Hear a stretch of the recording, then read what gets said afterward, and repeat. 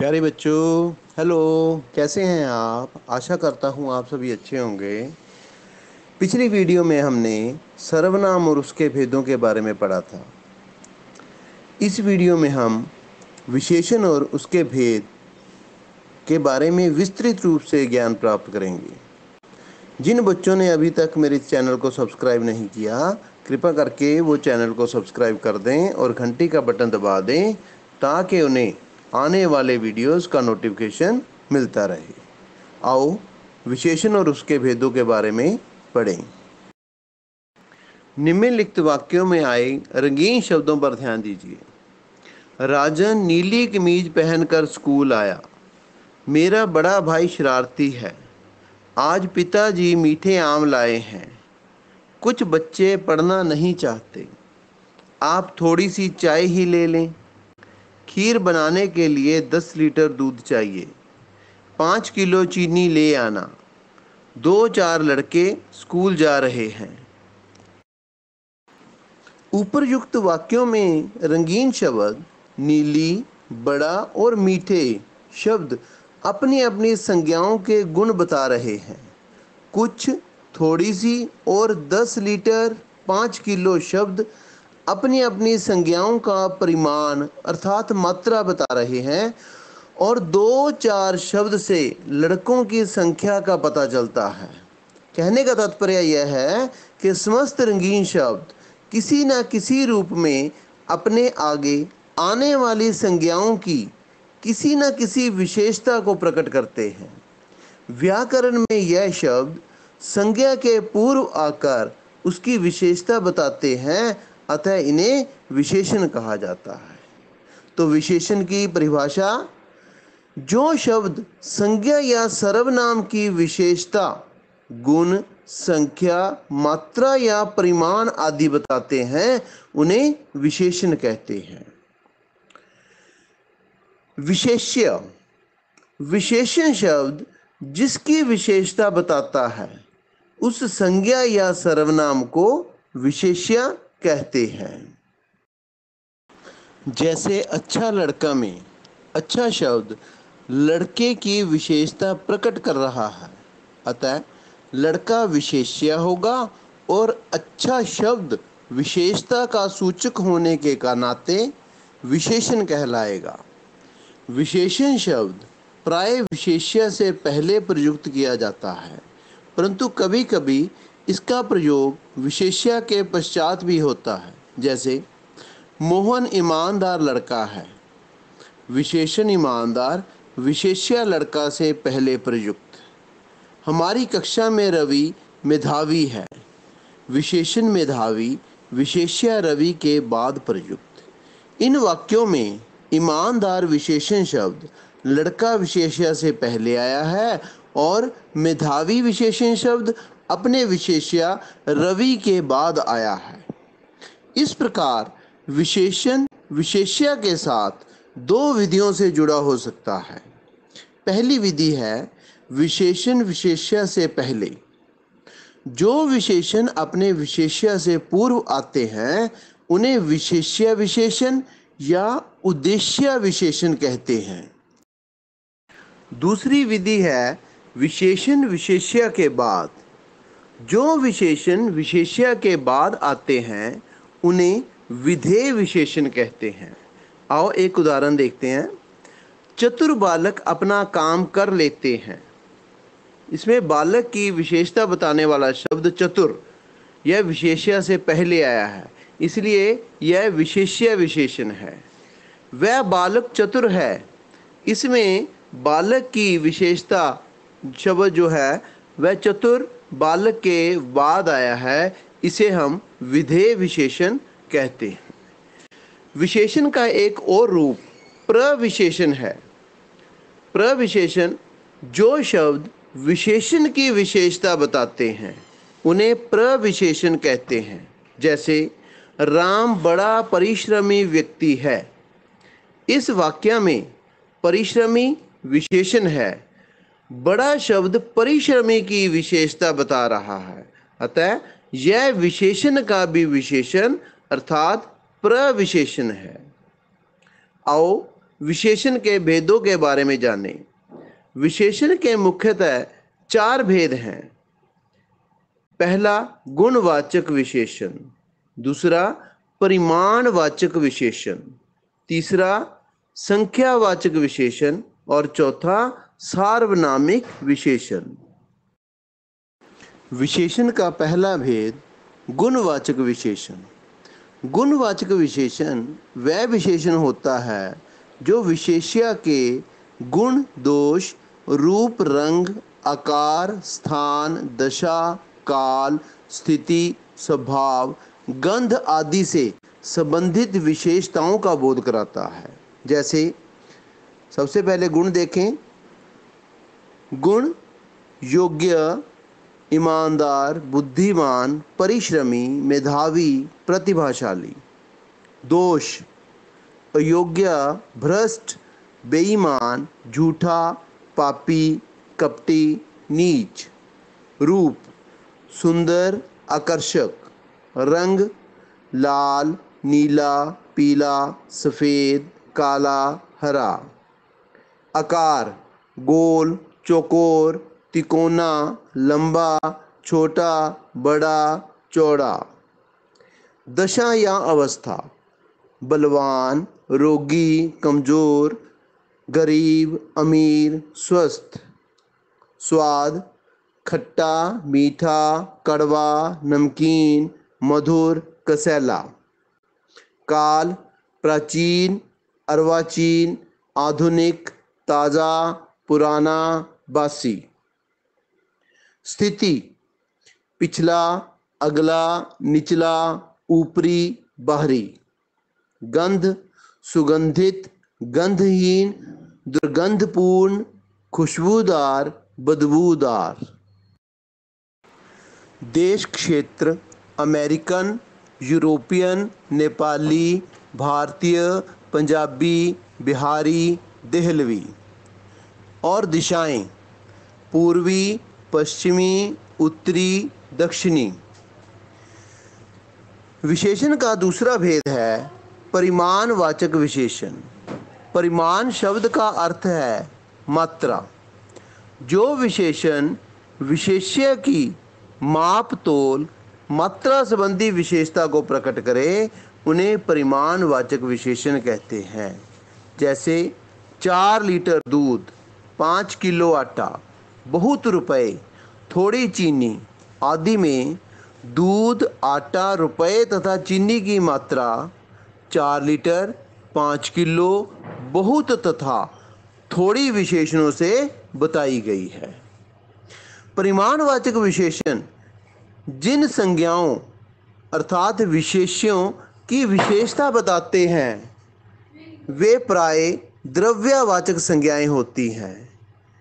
परिमाणवाचक विशेषण के 2 भेद किए जा सकते हैं, निश्चित परिमाणवाचक, अनिश्चित परिमाणवाचक।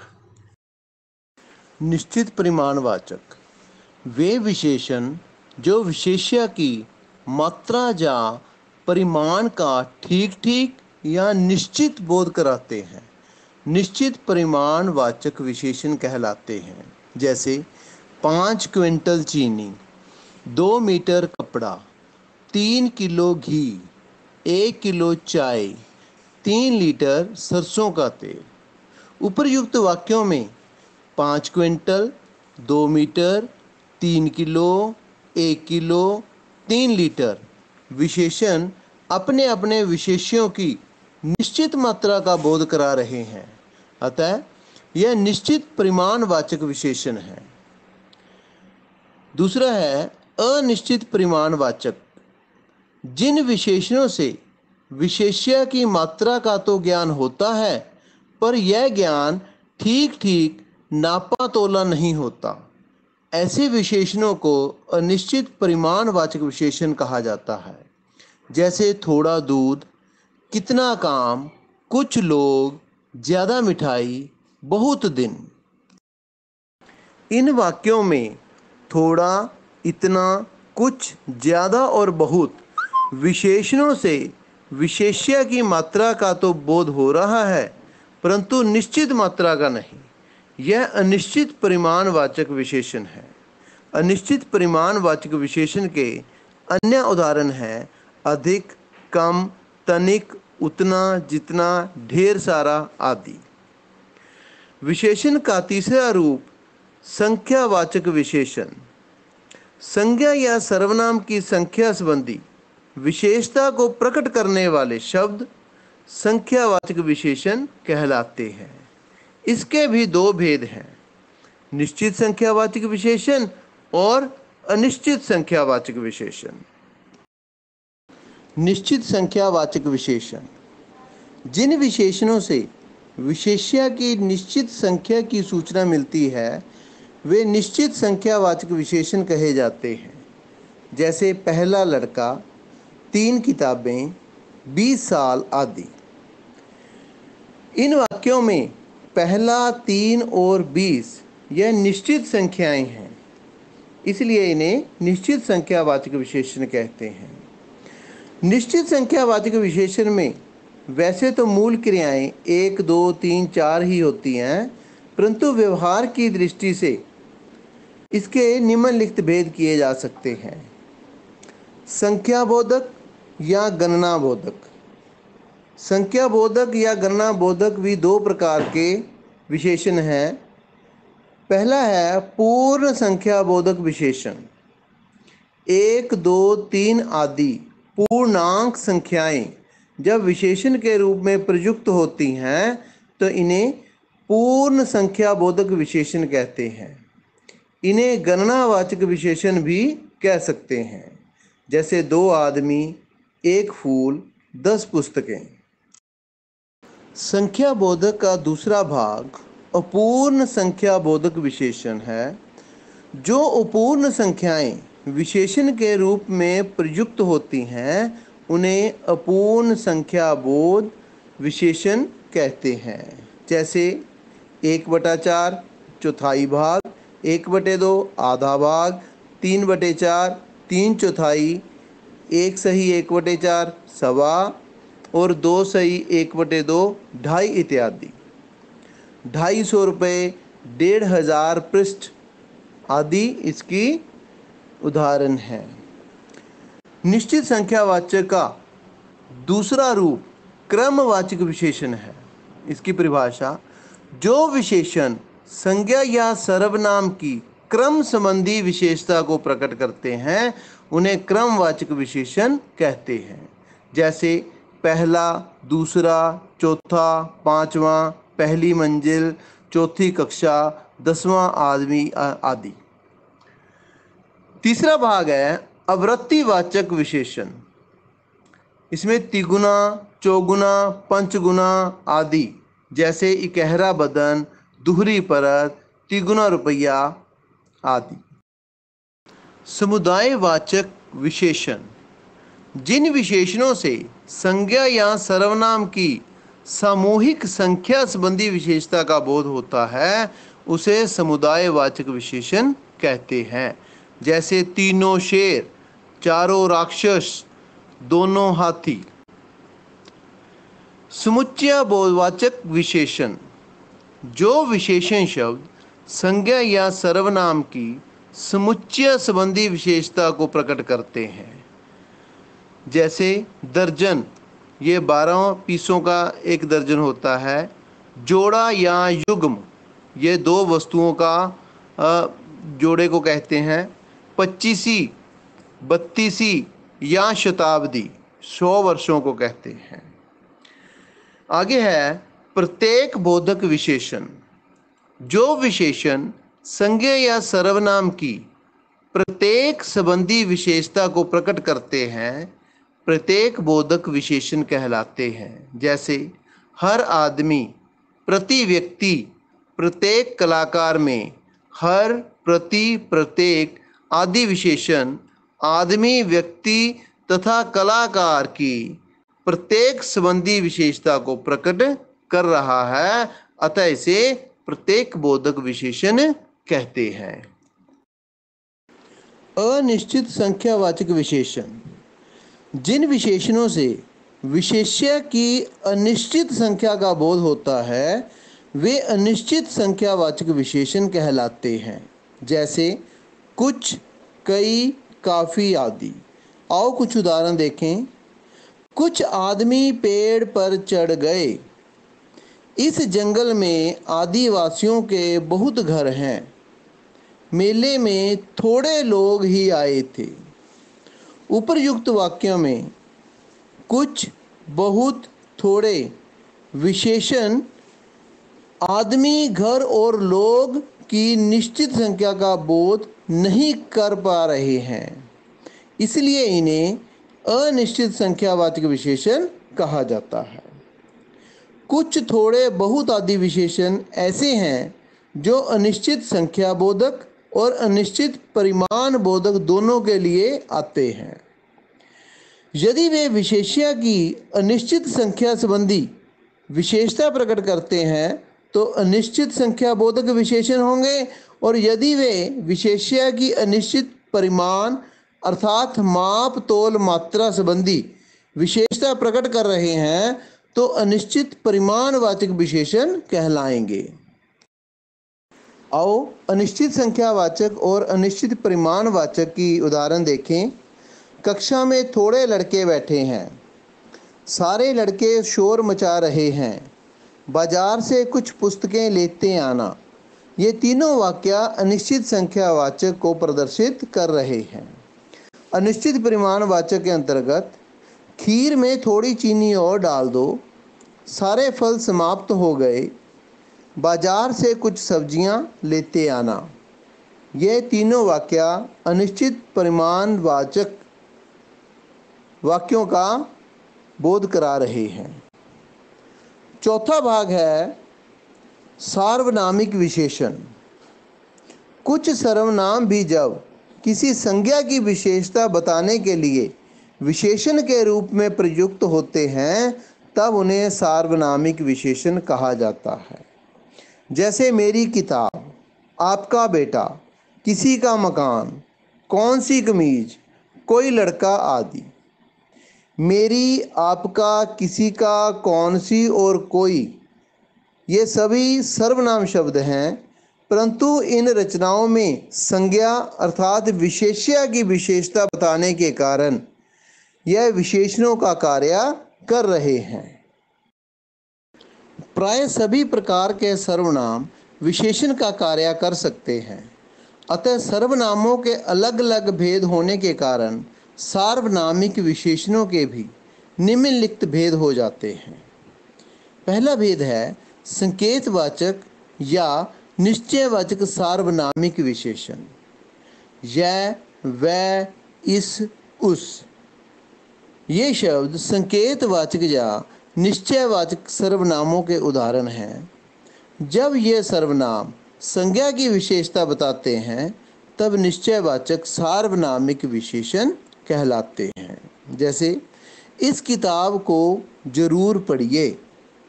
वह लड़का कहाँ चला गया। उस घर में कौन रहता है। इन वाक्यों में किताब, लड़का और घर संज्ञा शब्द हैं और इनकी विशेषता बताने वाले ये निश्चयवाचक सार्वनामिक विशेषण हैं। दूसरा है अनिश्चयवाचक सार्वनामिक विशेषण। जहाँ अनिश्चयवाचक सर्वनाम कोई, कुछ विशेषण के रूप में प्रयुक्त होते हैं वे अनिश्चयवाचक सार्वनामिक विशेषण कहलाते हैं। जैसे मुझे गणित की कोई किताब खरीदनी है। कुछ लोग मेरे घर आए।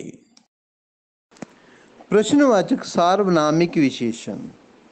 जब कौन, क्या, किस सर्वनाम रूपों का प्रयोग विशेषण के रूप में होता है तब ये प्रश्नवाचक सार्वनामिक विशेषण कहलाते हैं। जैसे कौन आदमी तुम्हें यहाँ लाया है।